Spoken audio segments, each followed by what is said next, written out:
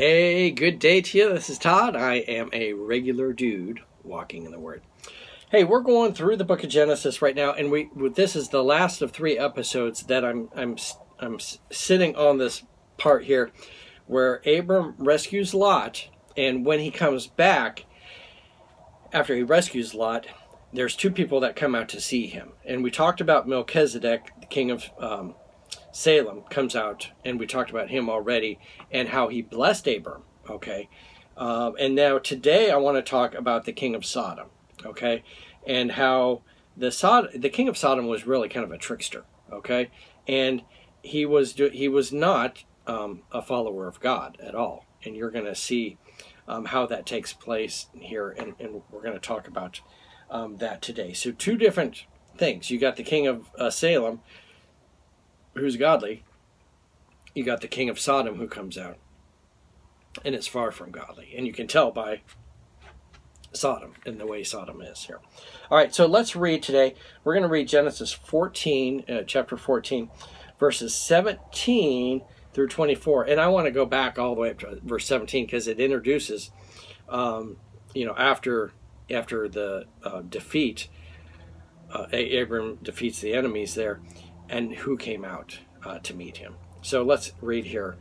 After Abram returned from defeating Kedorlaomer, and the kings allied with him, the king of Sodom came out to meet him in the valley of Shiva, that is the king's valley. Okay. Then Melchizedek, king of Salem, brought out bread and wine, and he was a priest of God Most High, and he blessed Abram, saying, Blessed be Abram by God Most High, creator of heaven and earth, and praise be to the God Most High, who delivered your enemies into your hands. Then Abram gave him 1/10 of everything. So it seems like then, now Melchizedek is gone. Then the king of Sodom comes into the picture here. Verse 21, the king of Sodom said to Abram, Give me the people and keep the goods for yourself. But Abram said to the king of Sodom, With raised hand I have sworn an oath to the Lord God Most High, creator of heaven and earth, that I will not accept nothing belonging to you, not even a thread or a strap of a sandal, so that you will never be able to say, I made Abram rich. I will accept nothing but what my men have eaten, and the share that belongs to the men who went with me to Anar, Eshcol, and Mamre. Let them have their share. Those were like his neighbors that went with him, okay? And he said, the guys that were fighting there with me and ate, I'm not going to make them throw everything up, that they ate. So really the point here is have nothing to do with evil, okay? And the king of Sodom represents an evil nation, an ungodly nation here. Okay, so let's go through this here. Melchizedek leaves, and Abram gives him 1/10 of everything. But then the king of Sodom says, hey, give me the people, and you keep the goods for yourself. So he's saying, thanks for rescuing everybody and everything. He said, but you just keep that booty, you just keep the stuff and just, give me back the residents of Sodom. And let's see what Abram says here. But Abram said to the king of Sodom, with raised hand I've sworn an oath to God Most High, creator of heaven and earth, that I will not accept nothing that belongs to you, not even a thread or a strap or a sandal. Okay, so where in the world why would Abram make this promise? Anyone know? Well, probably he was just we read a couple chapters ago that he went into Egypt. And when he went into Egypt, it did not turn out as like he had planned, okay?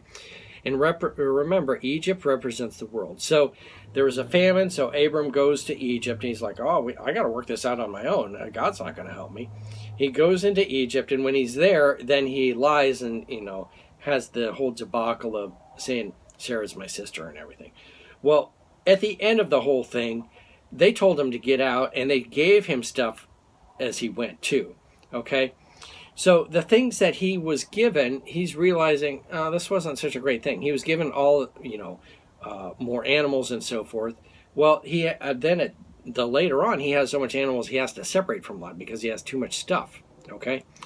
Also, he got Hagar, and that's going to be something that It doesn't talk about it here yet, but it's going to be something that haunts him. later on, even to this day, that relationship is a cause of strife among the Islamic people and the Jewish people. Okay? So,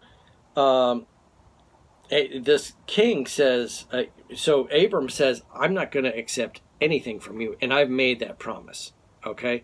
Not even, my shoelaces. I'm not going to accept that from you. And he does that because he doesn't want to be allied with the king at all, in associated with him at all. And so later on, if someone says, "Oh, hey, look how rich Abram is," and they'll go, "Oh, that's because the king of Sodom gave him everything," and Abram was like, "No, I don't want anything to do with that." Okay, so it'd be like me if I was doing a job and let's say a strip club or a nudie bar hired me to do some work, and it turned out to be a really, really profitable thing.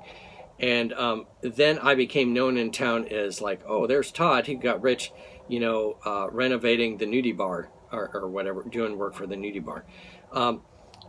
It's like I'm associated with that all the time. Oh, here's Todd. He works at the nudie bar. No, that's not the way it should be. And so Abram is like that also. He's like, I don't want any association with you at all. You stay far away from me. Don't even come near me. And so that's what happens here. He says, I will accept nothing from you except what my men have already eaten.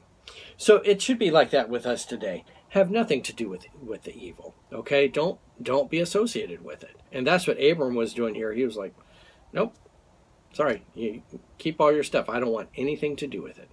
And so that's I challenge you today. Look at what you got there and who you're associating with, and see how it's reflecting on you. All right. Thanks for watching. I'm just a regular dude. Tomorrow we're going to turn the page into chapter 15. Lord's blessing. I'll see you then.